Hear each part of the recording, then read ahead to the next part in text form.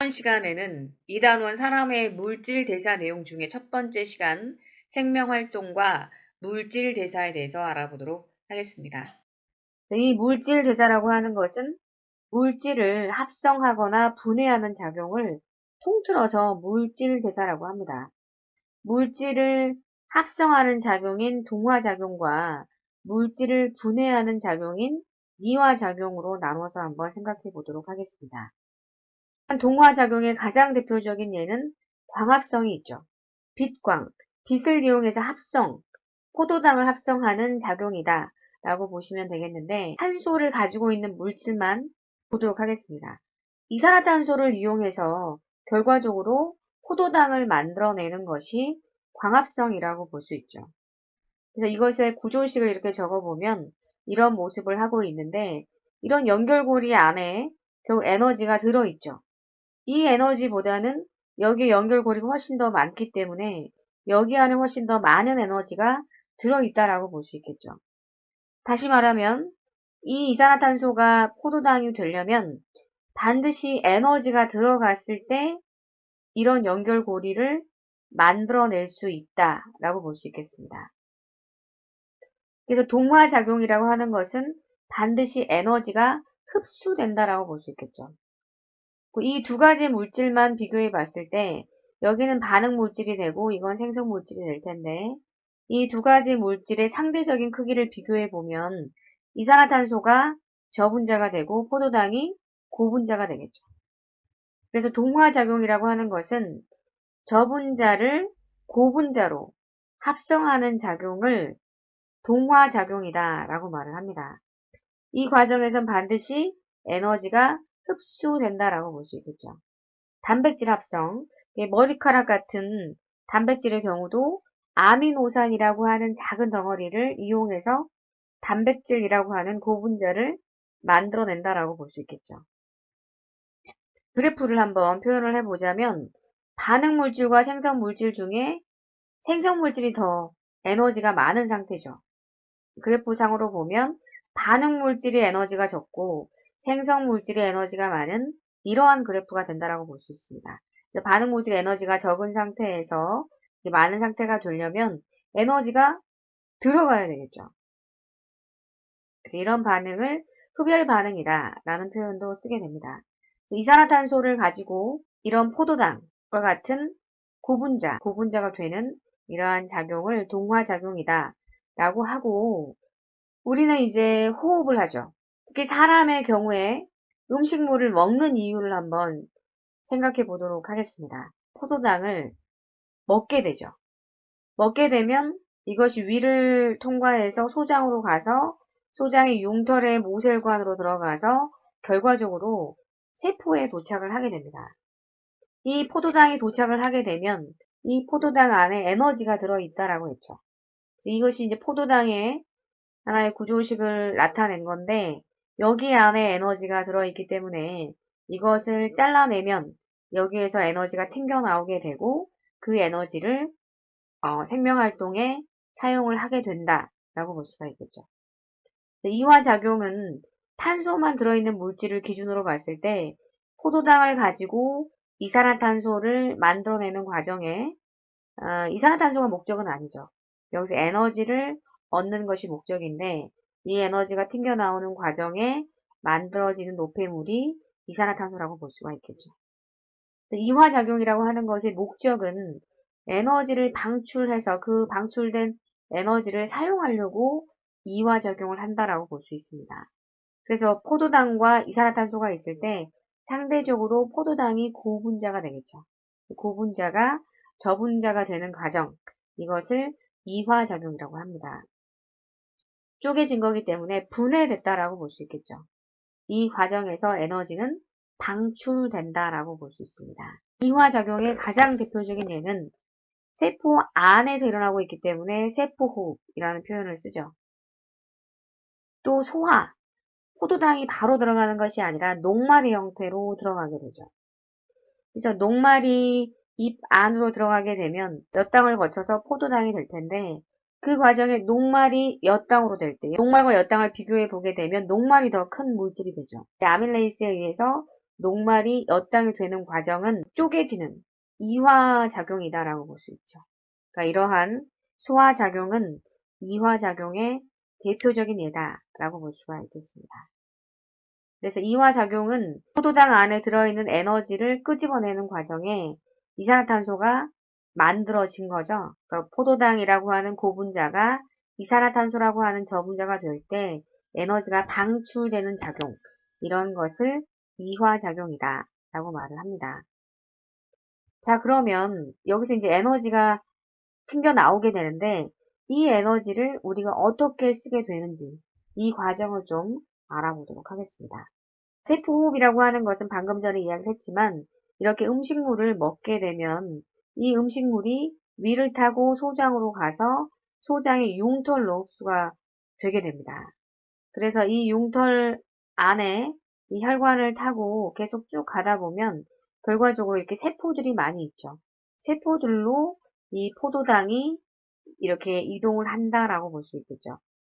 이렇게 가게 되면 이 포도당이 여기 미토콘드리아라고 하는 세포 안에 들어있는 미토콘드리아로 가서 여기에서 포도당을 쪼개서 에너지를 방출하게 된다라고 볼 수 있습니다. 이 방출된 무형의 에너지가 결국 내가 움직일 수 있게 하는 원동력이 된다라고 볼 수가 있겠죠.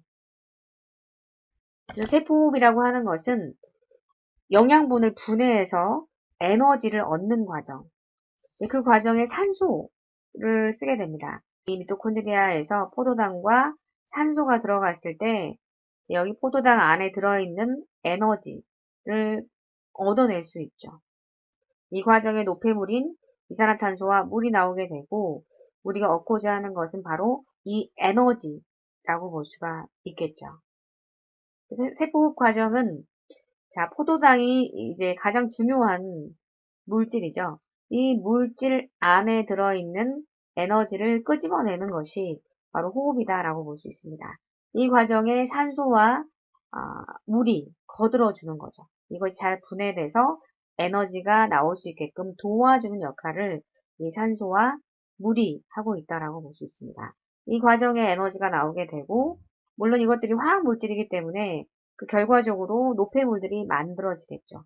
그것이 이산화탄소와 물이 되고 그 과정에 에너지가 나온다라고 볼 수 있죠.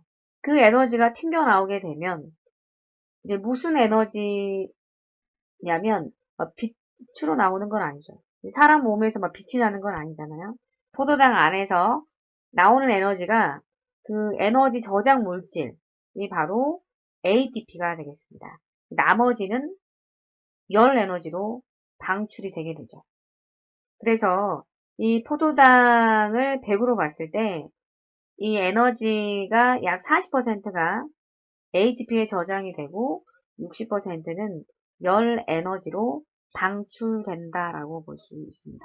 휘발유를 차에 100을 넣었을 때 실제로 자가용이 굴러가는 데 쓰는 효율은 대략 한 25에서 30 많았을 때 이 정도가 되는 걸로 알려져 있습니다.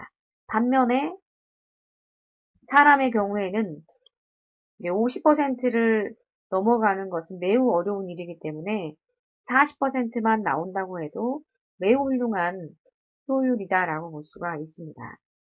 하나의 예를 들어서 발전소의 이야기를 좀 할까 합니다. 발전소라고 하는 것은 전기를 만들어내는 곳이죠. 이제 석탄, 석유나 이런 것들을 태워서 물을 끓이게 되면 거기에 증기가 터빈을 돌리게 되고 그 터빈을 돌려서 에너지가 발생하게 된다라고 볼 수 있습니다.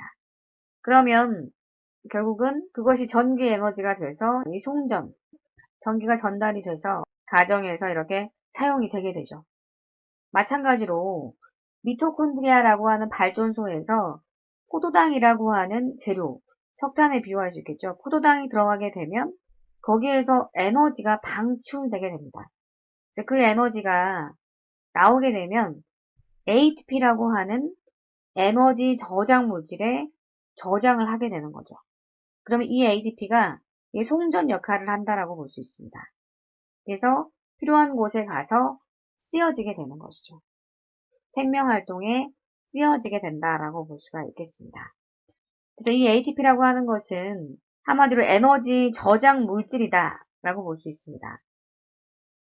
자, 이 ATP의 구조를 좀 보도록 하겠습니다. 이 포도당 안에 들어있는 에너지가 이렇게 튕겨나오면 냉큼 ATP가 이 에너지를 저장한다라는 거죠. 이 ATP의 구조가 어떠한지를 좀 보도록 하겠습니다.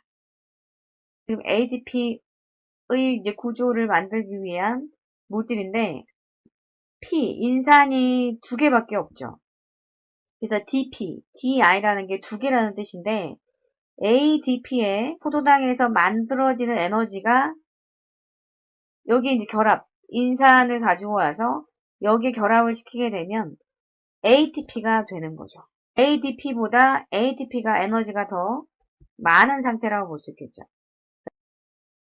그래서 ATP라고 하는 것은 자, 어디에서 이름이 유래가 된 것이냐면 염기가 있고 이 리보스가 있는데 이 염기의 이름은 아데닌이 됩니다. 이것은 리보스 그리고 이것은 인이죠. 보통 산소가 좀 결합되어 있는 형태라서 인산이라는 표현도 쓰게 되는데 어쨌든 아데닌, 리보스를 합쳐서 아데노신이라고 합니다. 여기까지를 아데노신이라고 하죠. 그리고 트리라고 하는 것은 세 개의 의미를 갖고 있죠. 트리포스페이트, 인산이 세 개라는 뜻을 가지고 있습니다. 그래서 ATP가 에너지를 갖고 있다가 특히 이 물결 부분이 있죠. 여기 부분에 고에너지가 들어가 있습니다. 그래서 여기 이 결합을 고에너지 인산 결합이다 라는 말을 쓰죠. 다시 보세요.